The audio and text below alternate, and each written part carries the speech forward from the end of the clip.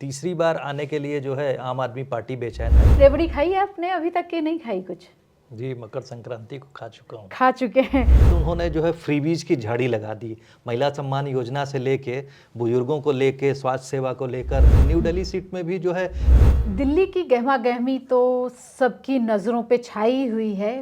5 फरवरी बताएगा कि इस बार दिल्ली में किसकी सरकार होगी।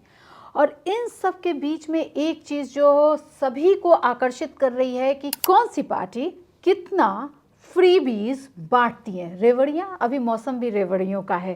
तो अरुण जी, रेवड़ी खाई है आपने अभी तक कि नहीं खाई? कुछ जी, मकर संक्रांति को खा चुका हूँ। खा चुके हैं।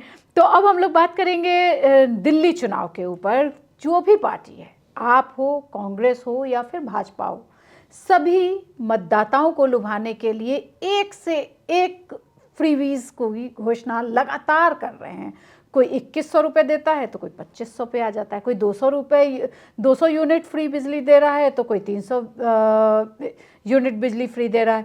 अरुण जी, इस बार आपको क्या लग रहा है कि किस करवट बैठेगी जनता, या वो भी डायलेमा में रह जाएगी कि किसको चुने किसको छोड़ें? कांग्रेस क्या फिर से वापसी कर पाएगी जिस तरह से संदीप दीक्षित आगे आए हैं? आप पार्टी लगातार घोषणाएं कर रही है, भाजपा ने भी अब अपनी परतें खोलनी शुरू कर दी हैं।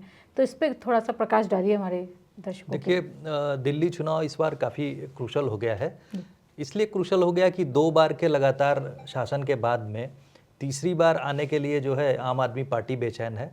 लेकिन आम आदमी पार्टी के साथ चिंता की बात यह है कि इस बार उनको लग रहा है कि जो है थोड़ा सा मुश्किल हो सकती है। ऐसा उनके खेमे में बेचैनी की वजह से महसूस किया जा सकता है। और आपने देखा होगा कि जिस तरह से लगातार तीसरी बार बीजेपी जो है लोकसभा इलेक्शन में स्वीप कर गई, 7 की 7 सीटें जीती, उसके बाद से आम आदमी पार्टी के खेमे में परेशानी का, यूँ कह सकती हैं कि परेशानी बढ़नी जरूरी थी। तो जिस तरह से केजरीवाल जी और मनीष सिसोदिया या फिर उनके बड़े नेता आप पार्टी के, उन पे आरोप लगे भ्रष्टाचार, जिसके खिलाफ वो लोग आवाज़ बुलंद करके सरकार में आए थे। शीला दीक्षित को भ्रष्टाचारी और कॉमनवेल्थ गेम का बड़ा फ़ायदा उठाया था उन लोगों ने। तो आपको क्या लग रहा है, इसका फ़र्क पड़ने जा रहा है? नहीं, वही मैं बात कह रहा था कि जिस तरह से तीसरी बार भी बीजेपी ने जीता, तो उसके बाद से आम आदमी पार्टी के साथ में ये देखना होगा, क्योंकि लोकसभा में इस बार उनको उम्मीद थी कि एटलीस्ट 2 या 3 सीट कांग्रेस के अलायंस के साथ में वो लोग जीतेंगे। और चूँकि तीसरी बार जो है बीजेपी लड़ रही थी लोकसभा में, तो वो उनके आशा अनुरूप हुआ नहीं। और उसके लिए देखा आपने कि थोड़ी सी मैं बैकग्राउंड की बात कर रहा हूँ कि केजरीवाल ने अपना इमोशनल प्लैंक भी खेलने की कोशिश की थी। जेल से बाहर आए थे, उनकी पत्नी ने भी, दोनों लोगों ने मिलकर एक इमोशनल एक तरह से जो है नैरेटिव बनाने की कोशिश की, लेकिन वो चल नहीं पाया। उसी वजह से, शायद उसी परेशानी की वजह से जो है आपने देखा कि उन्होंने चीफ मिनिस्टर बदला और केजरीवाल जो है डोर टू डोर कैंपेन में आ गए। उसके बाद उन्होंने जो है फ्रीबीज की झाड़ी लगा दी। महिला सम्मान योजना से लेके बुजुर्गों को लेके स्वास्थ्य सेवा को लेकर, युवकों को लेकर, महिलाओं को लेकर, सबको, किराएदारों को मत भूलिए आप। किराएदारों को अभी लेटेस्ट आप कह सकती हैं कि जो है लेटेस्ट जो उनका ये आया है कि उन्होंने किराएदारों के लिए भी, क्योंकि इस समय दिल्ली में जो फ्लोटिंग पॉपुलेशन बहुत बड़ा संख्या है, जो कि खासकर उसमें पूर्वांचल के भी लोग हैं और बहुत सारी जो सेगमेंट यहाँ पर सर्विस क्लास है, तो ज़्यादातर किराए के मकान पे रहता है। तो उन्होंने कहा वो जो फ्री इलेक्ट्रिसिटी 200 यूनिट्स तक लोगों को दी जा रही है, पानी की फ्री पानी, वो सुविधाओं से वो लोग वंचित रह जा रहे हैं। तो इस तरह की कोशिश करेंगे कि किस तरह से उन लोगों को भी वो सुविधा दी जाए। तो ये जो फ्रीबीज की बात आपने कही, तो फ्रीबी कैपिटल एक तरह से दिल्ली नेशनल कैपिटल तो है ही है। अगर सरकार आ जाती है फिर से, जिसकी संभावनाएं थोड़ी सी मुश्किल दिख रही हैं इस बार, तो फ्रीबी कैपिटल के रूप में ही दिल्ली एक मॉडल हो जाएगा। चाहे और आप समझती हैं कि फ्रीबीज से जो है देश की अर्थव्यवस्था का या उस राज्य की अर्थव्यवस्था को काफ़ी नुकसान होता है। उसका एग्जाम्पल आपने हिमाचल में देखा, उसके बाद कर्नाटका में भी आप देख रही हैं। कांग्रेस ने फ्रीबीज अनाउंस तो की, लेकिन उसका जब दबाव पड़ने लगा तो उन लोगों ने राज्य के अन्य, हिमाचल में तो ये स्थिति हो गई साहब कि चीफ मिनिस्टर और सभी एमएलएज को अपनी सैलरी कट करवानी पड़ रही है, एक महीने की उन्होंने डोनेट की। और उसके बाद जो बिजली बिल और आप यूँ कहें कि बहुत सारी चीज़ों में कटौती करनी पड़ गई। तो ये सब चीज़ें जो है फ्रीबीज का जो आप कह सकते हैं कि एक आफ्टर इफेक्ट, उसी वजह से बीजेपी काफ़ी कॉन्शियस है। बीजेपी ने बहुत जो देखा होगा कि बीच का रास्ता अपनाते हुए जो अपने मैनिफेस्टो का जो फर्स्ट ड्राफ्ट आप कह सकते हैं कि जो पहली बार उसमें जो कुछ पॉइंट्स घोषित किए उसमें उन्होंने ये ज़रूर प्रॉमिस किया है कि साहब हम ये जो फ्रीबीज हैं, जो योजनाएं हैं वो चलती रहेंगी, लेकिन इसके साथ में वो दूसरी चीज़ों पे भी कंसंट्रेट कर रहे हैं। क्योंकि ये महिला योजना, जो महिला सम्मान योजना, जिसके ऊपर इस बार आपने देखा होगा कि चाहे कांग्रेस हो चाहे आम आदमी पार्टी, दोनों लोगों का कुछ ज़्यादा ही फोकस बढ़ गया है। क्योंकि जो लोकसभा के इलेक्शन हुआ था उसमें आपने 2 स्टेट का खासकर एग्जाम्पल लोगों ने देखा, वो हरियाणा का हो या महाराष्ट्र में तो जो उस योजना ने, लाडली बहन योजना ने जो है बिल्कुल कमाल ही कर दिया। तो उस वजह से जो महिला वोटर्स को लुभाने की जो कोशिश चल रही है आम आदमी पार्टी की तरफ से, वो कुछ ज़्यादा ही है। लेकिन अगर यहाँ रोकूं मैं, जैसे जब से 2014 में नरेंद्र मोदी की सरकार आई है, भाजपा की सरकार केंद्र में है, तब से महिलाओं का रुझान बहुत तेजी से बढ़ा है और महिलाएं बहुत बढ़ चढ़कर वोटिंग में पार्टिसिपेट कर रही हैं। उसकी एक बहुत सारी वजह रही कि उन्होंने महिलाओं को बहुत आगे आने उसके के पीछे 2-3 कारण है। आपने देखा होगा कि जिस तरह से बीजेपी सरकार आई तो उन्होंने कुछ प्रोग्राम्स इम्प्लीमेंट जो अनाउंस किए उसको धरातल पे उतार दिया। उसमें चाहे आपने देखा होगा कि अगर प्राइम मिनिस्टर आवास योजना है तो उसमें महिलाओं को प्रायोरिटी दी गई, पट्टा उनके नाम पे रूरल एरियाज में दिया गया, या फिर जो स्वयंसेवी जो सेल्फ हेल्प ग्रुप्स हैं उसमें जो लखपति दीदियां, वही जो मैंने कहा ना कि सेल्फ हेल्प ग्रुप्स हैं, जो उसमें जो लखपति दीदियों की योजना हुई, या स्वास्थ्य में आप कहेंगे कि सबसे बड़ा जो पाथ ब्रेकिंग डिसीजन था वो जो रूरल टॉयलेट्स और अर्बन जो एरियाज में जो टॉयलेट्स नहीं बने थे उसको एक मुहिम की तरह जो करके उन्होंने महिलाओं को जो है अपने साथ जोड़ा। क्योंकि उसमें सबसे ज्यादा जो गैस सिलेंडर, उज्ज्वला योजना, जी हाँ, उज्ज्वला योजना हो, ये सब, तो इसमें महिलाओं को उन्होंने जोड़ा और उससे महिलाएं लाभान्वित हुई। तो वो एक बहुत बड़ा कारण है, टर्निंग पॉइंट है, जिसकी वजह से साहब जो आप कह सकती हैं कि महिलाओं का रुख जो है प्राइम मिनिस्टर की जो प्रधानमंत्री मोदी की जो योजनाएं हैं उनको लगता है कि उन्होंने डायरेक्ट एक तरह से हिट किया, एक तरह से डायरेक्ट उनके साथ कनेक्ट किया। उसका एक परिणाम है कि ये जो हम लोग अभी बात कर रहे थे, जो प्रो वीमेन फ्रीबीज हैं, प्रो वीमेन फ्रीबीज का बड़ा असर पड़ता है। क्योंकि आपने देखा होगा कि जो परिवार में महिला जो है, ज़्यादातर परिवारों में अगर कमाती नहीं है तो उसका जो स्तर जो है दूसरे स्तर पे आ जाता है कि साहब वो सिर्फ घर का काम कर रही हैं। तो ऐसी महिलाओं को जो एक तरह से मदद देके जो सरकार ने उनको घर में दूसरे ढंग से जो आर्थिक रूप से सशक्त कर दिया है, जिसका परिणाम है कि वो बढ़ चढ़ के जो सरकार के फेवर में, जो उस पार्टी के फेवर में वोट कर रही हैं। और पिछले कुछ दिनों में ये भी देखने को मिला जब मैं फील्ड में जाती हूँ कि पहले महिलाएं जो है ना, जब तक पुरुष नहीं कहते थे कि इस पार्टी को वोट देना है, उस पार्टी को वोट देना है, वो अब हाँ में हाँ तो मिला रही हैं अपने घर के पुरुषों पे या गार्जियंस पे, लेकिन वोट उनको दे रही हैं जिससे उनको ये रिपोर्ट्स दूसरे तरह की इवन मुस्लिम जो वोट बैंक है उसमें भी ये देखा जा रहा है कि वहाँ मुस्लिम जनमानस में जो परिवारों की महिलाएं हैं वो भी अलग वोट कर रही, कुछ परसेंट उसमें जो है कि बीजेपी के साथ वोटिंग हुई, ऐसा भी पैटर्न देखा गया है, जैसा कि रिपोर्ट्स कहती हैं। तो इस समय जो है इस समय जो एक तरफी चीज़ें नहीं हो पाई, बहुत कॉम्प्लेक्स हो गई हैं। हम लोग दिल्ली की ही बात कर लें, जो कॉम्प्लेक्स सिचुएशन पैदा हुई है उसी वजह से आपने देखा होगा कि कुछ लोगों ने, जैसे कि आप देखें कि मनीष सिसोदिया हैं या राखी बडलान हैं, इन लोगों ने अपनी कॉन्स्टिट्यूंसी छोड़ दी, बदल दी।